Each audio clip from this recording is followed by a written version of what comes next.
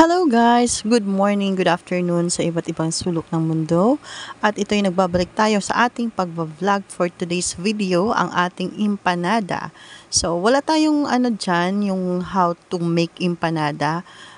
Gagawa na lang tayo ng separate video dyan kasi in-upload ko lang to for just a few minutes para lang magbigay feedback regarding sa ating State of the Nation address ang ating mahal na Pangulo na si Ferdinand Marcos. Summary lang sa ating nabasa sa internet at the same time napanood sa news regarding sa State of the Nation address niya yesterday. Balita natin may nag-skip na mga aliado ni ex-President Duterte like si Ruben Padilla, si Senator Bato, Amy Marcos, at the same time ang Vice President, syempre hindi siya mag-a-attend. Nabalitaan natin at saka si Bongo, so hindi sila nag-participate sa State of the Nation address ni Pangulong Marcos.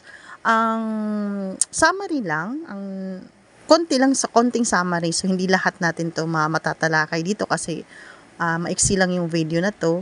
So regarding sa flood control kasi yun talagang pinaka-highlight. Kasi since panahon din ngayon ng tag-ulan at nararamdaman talaga natin ang matinding pagbaha sa Metro Manila.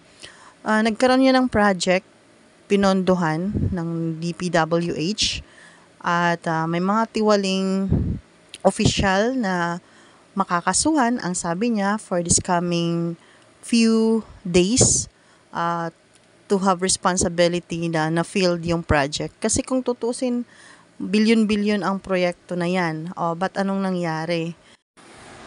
Gagawa na lang tayo ng video, separate video para sa ating paggawa ng empanada regarding dyan. So, pag nagkaroon na kami ng oras ni Tina maggumawa. Kasi wala din kami ingredients pa dito, so hindi namin magawa. At same time, busy sa work pag Monday to Friday.